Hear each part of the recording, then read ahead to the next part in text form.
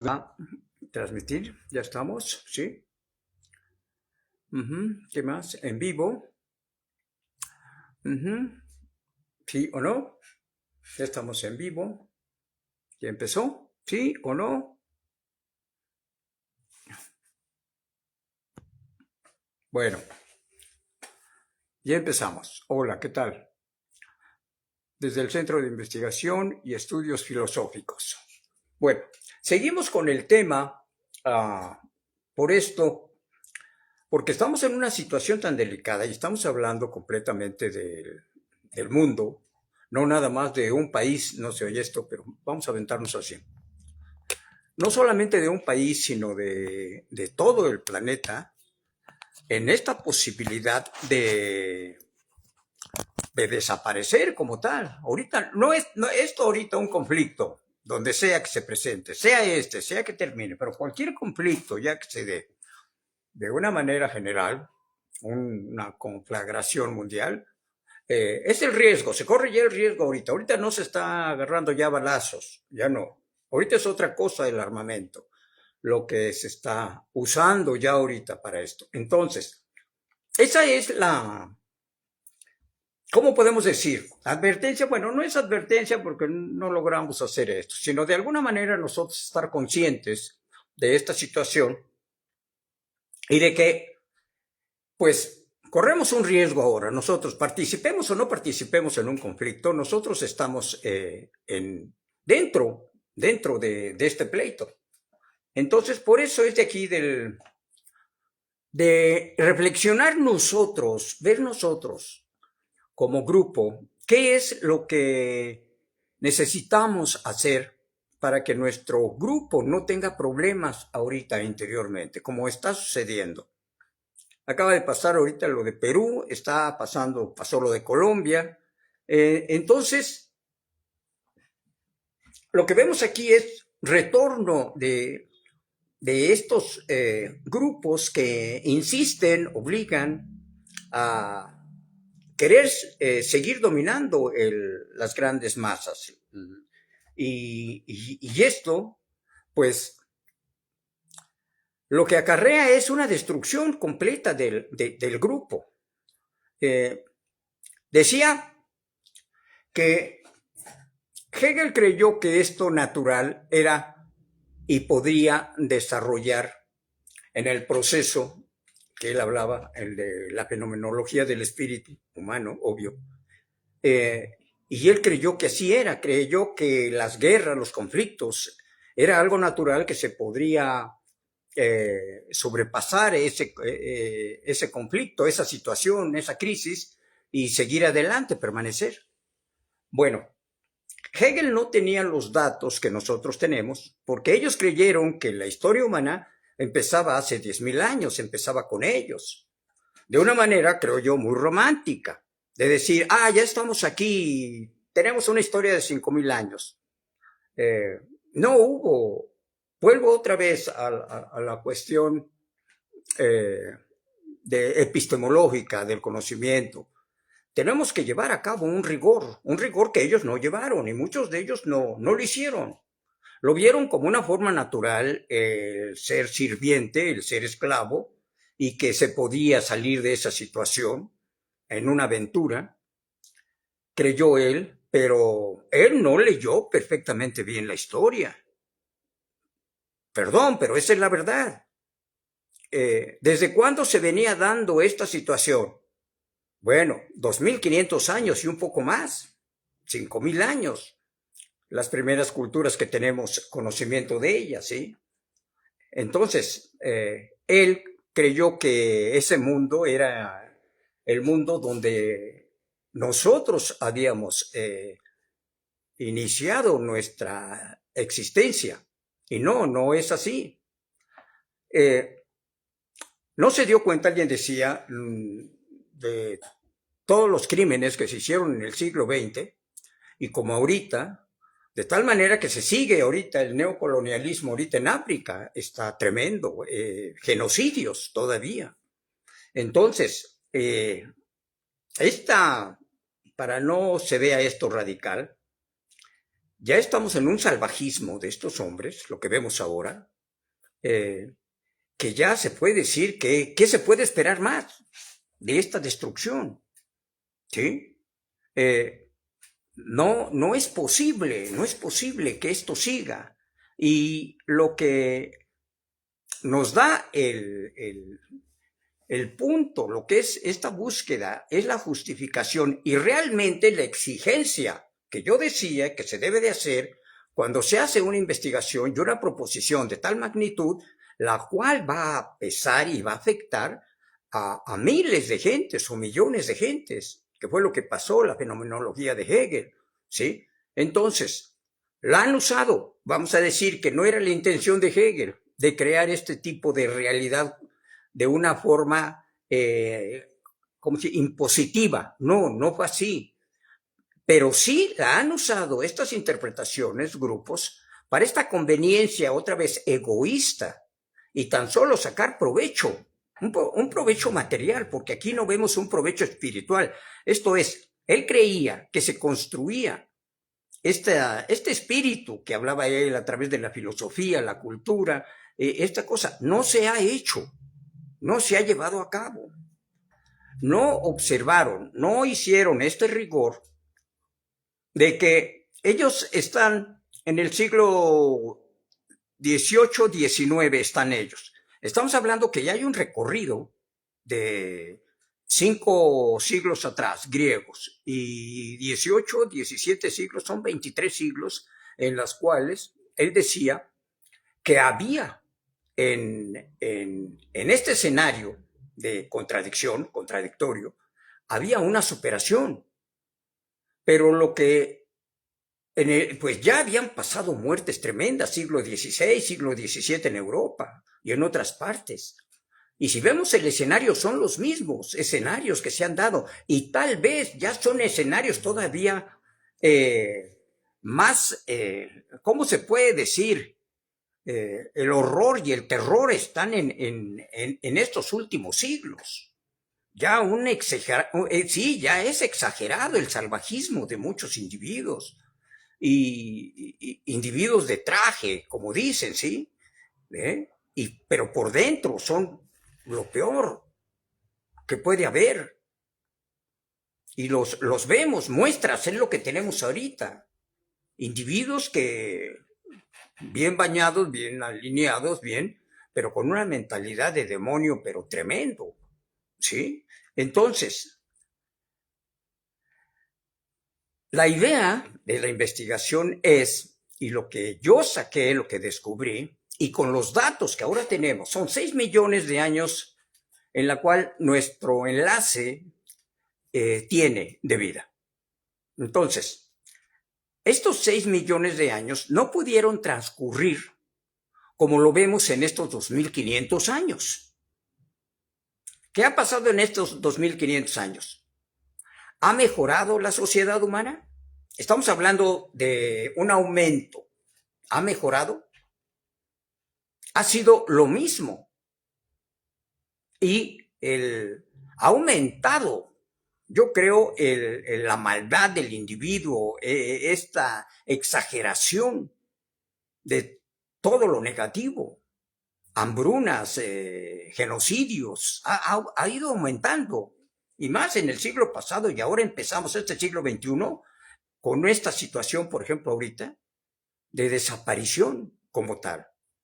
Bueno, yo insisto, y entramos aquí a esta concepción ahorita, de que solamente la armonía del grupo, el bien común, la bondad expresiva, como actos cotidianos, no como una cuestión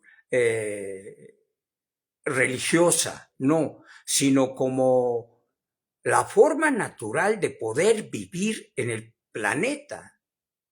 Porque ya no se trata ahora de territorio, se trata de planeta. Nos pueden afectar. Lo que está pasando al otro lado del planeta nos afecta.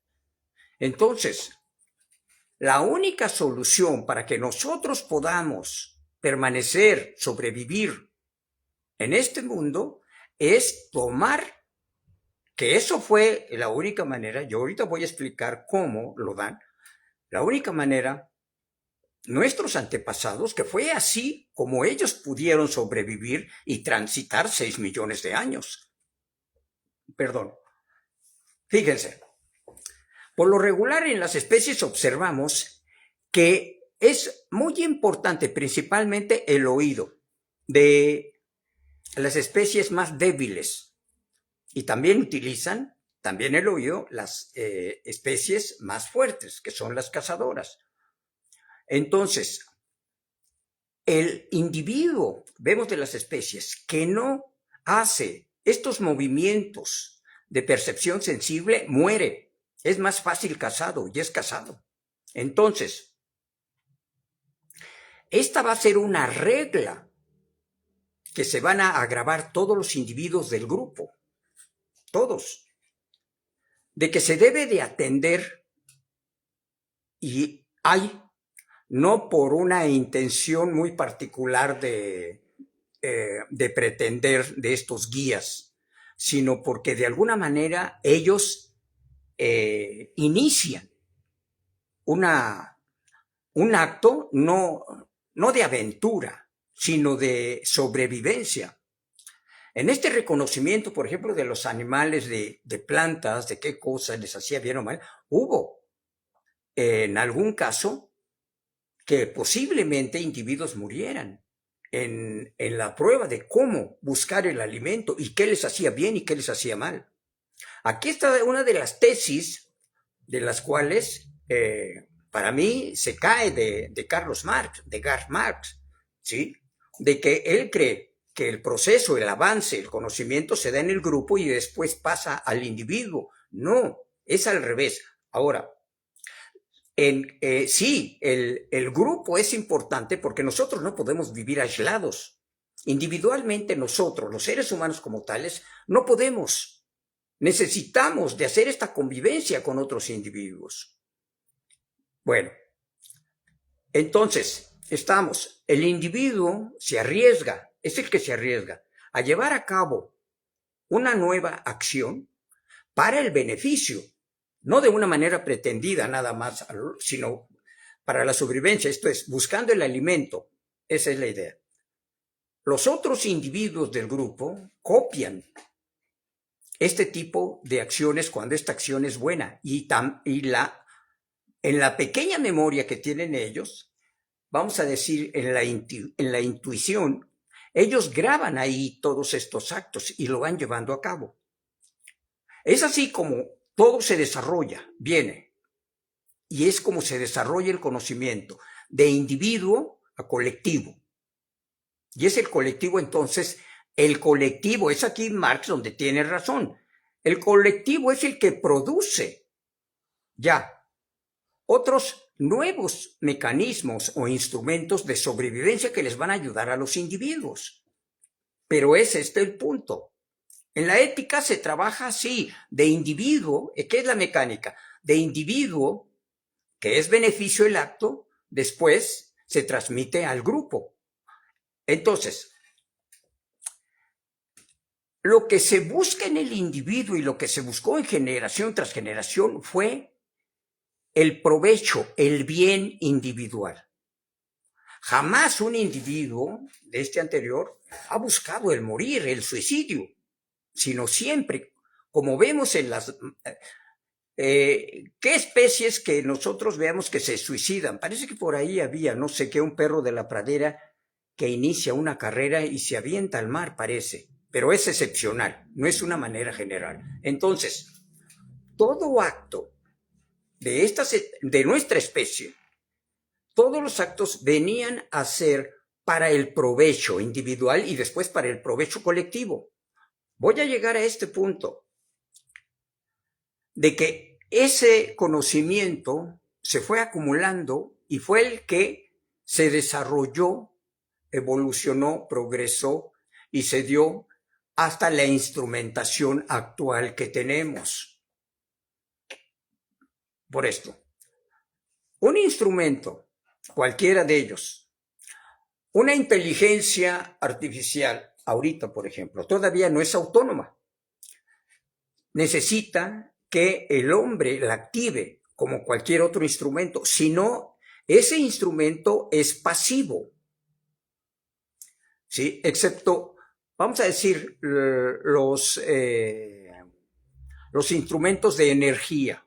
Cuando entran en este ciclo de trabajo, tan solo nada más el hombre lo puede detener, que pueden ser, por ejemplo, estas bujías que hacen lo que es la energía eléctrica, la hidroeléctrica, por ejemplo, la eólica también.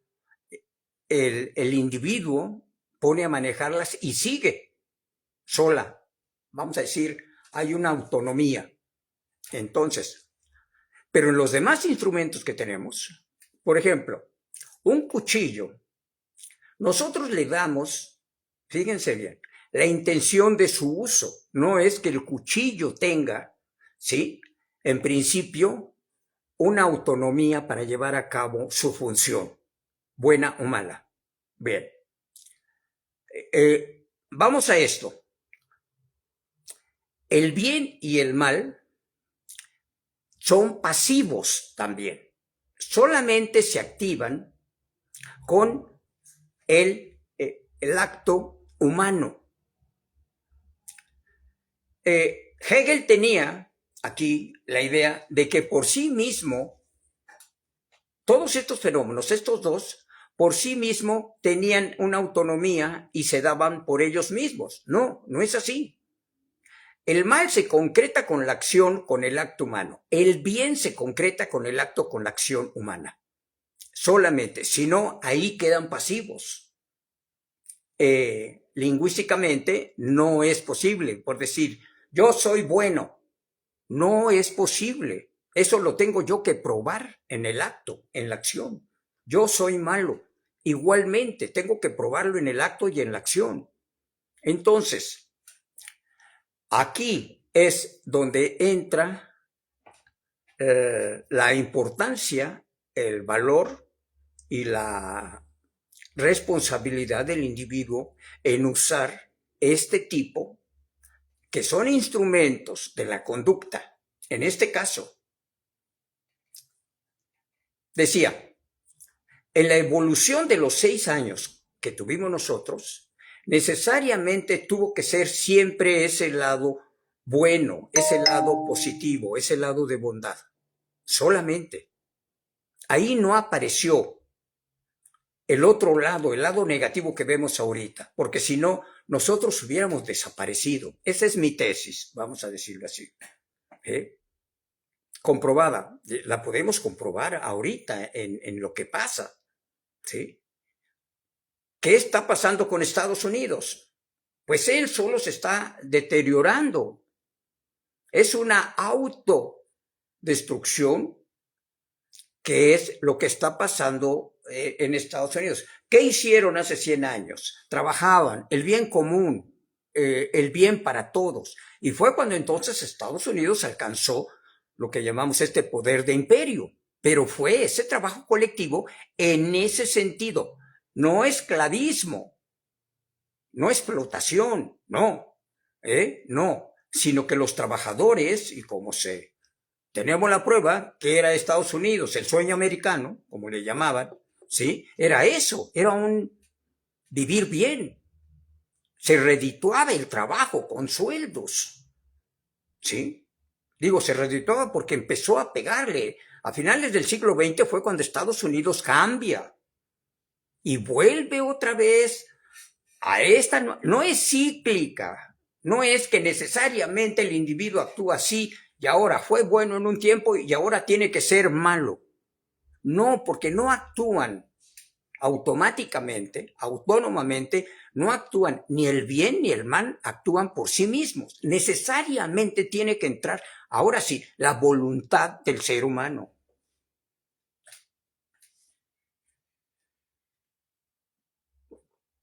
Nuestra voluntad es la que lleva a cabo el acto, la acción. No es en sí misma la maldad o la bondad, sino que nosotros actuamos o dañamos, agredimos creamos lo que es este mundo caótico de violencia, de miseria, o podemos hacer lo contrario. Y ese es según yo, esa es la naturaleza de nosotros. Si nosotros no actuamos con esta idea, con esta intención de hacer el bien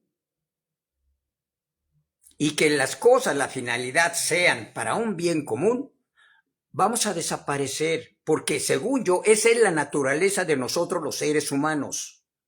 No es esta doble, vamos a decir, acción, bueno y malo. No va, o conjuntamente no va.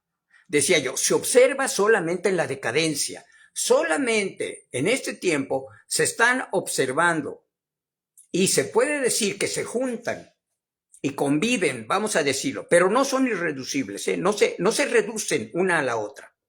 Las características propias de la bondad no se reducen a una, como decía Hegel, no se sumergen, ¿sí?, en la maldad. Y las características de la maldad no se meten en la bondad. No hay tal. Es lo uno o lo otro. Y eso está ahí. Y otra vez nos comprueba la historia y la historia presente. Si nosotros actuamos egoístamente o usamos mal, tarde que temprano eso se va a revertir en nosotros mismos. Si nosotros actuamos bien y llevamos a cabo con esa finalidad del bien común, va a tener igualmente una consecuencia. ¿De qué? De un bienestar y de una permanencia. Y eso es real.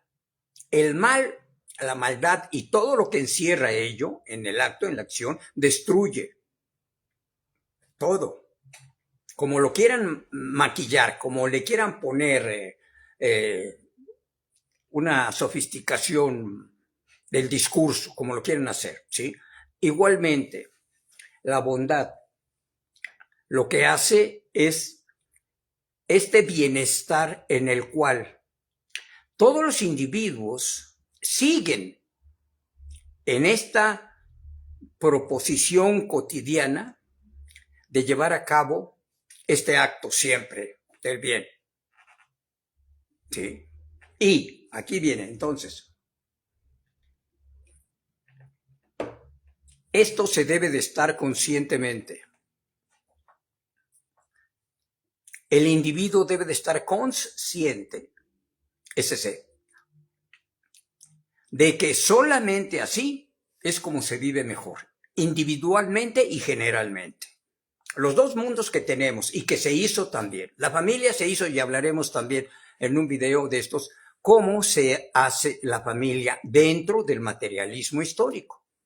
También, ahí hay datos para sostener esto. Entonces, es necesario que nosotros como sociedad esto lo grabemos bien, estemos conscientes bien de ello, ¿sí? Y lo tengamos presente, porque es o lo uno o lo otro. Aquí no convive, en ese sentido, no convive el bien con el mal, no convive la gracia con la desgracia, no conviven. Y es así entonces como nosotros debemos.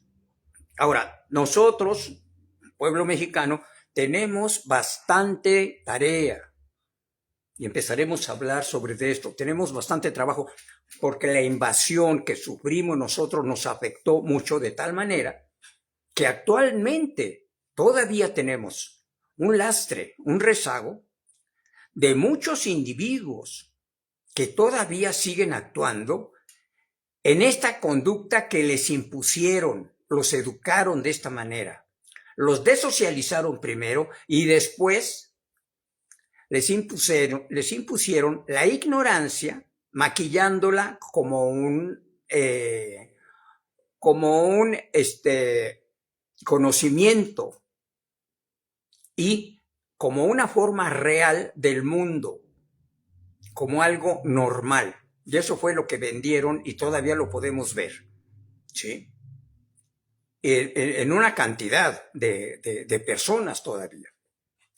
Ahora, el problema, decía un pedagogo mexicano que trabaja, no sé si ahora siga trabajando en Europa, el problema no es educar, el problema es reeducar.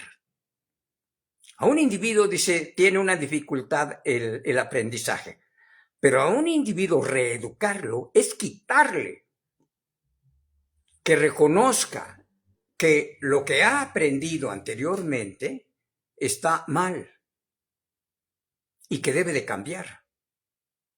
Decía él, ¿cómo es posible que una persona de 30, 40, 50 años se le pueda cambiar si ya vivió mínimo 10 años en esa situación? ¿Sí? Y lo vemos, todavía el Poder Judicial, ¿qué es? Todavía individuos que están dentro, en direcciones, y que están funcionando con esa mentalidad. Esa mentalidad no nos lleva más que a la destrucción. Esa mentalidad nos la dieron para que nosotros fuéramos fácilmente manipulados. Eso es. ¿Sí? Y que se observa todavía. Muchos individuos son manipulables fácilmente porque están en esa disposición intelectual. Se quedaron ahí. ¿Y qué hay que hacer? Pues darles a conocer que no es así. Que la vida es de otra manera, que una sociedad es de otra manera, que debemos de vivir de una manera nada más, que es sobre el bien común. Quitarnos esta idea que nos dieron también a nosotros, que nos vendieron. Hasta López Obrador un día dijo que los opuestos se juntan. Ay, cabrón. No, no es posible. No es posible. Eso no se da. Eso no lleva a nada. ¿Sí? Sale ahora también, imagínense, el sionismo cristiano. Ah, otra vez. ¿Qué es eso? Otro absurdo. No es posible. El sionismo siempre rechazó al cristianismo, rechazaron a Jesús. Ahora, ¿quién decía? ¿Sí? Decía el mismo diablo, si es necesario, ¿sí? Ocupa las escrituras para su conveniencia. Bien, eso es lo que se está haciendo. Hablaremos después también del cristianismo, también de la cual que ha habido críticas y en sentido cierto, porque hay cosas dentro para pensarlas y analizarlas, esto sin ningún miedo, que tanto en el Viejo Testamento como en el Nuevo Testamento hay cosas escritas por seres humanos ahí, que no tienen nada que ver con la personalidad de este Dios, no tiene nada que ver con la naturaleza de este Dios. Y se ve claramente que lo hicieron para su conveniencia, principalmente material. ¿Sí? Bueno, finalizamos esto. Espero que esto quede claro. Y hablaremos en el siguiente segmento. Muy bien. Que estén bien.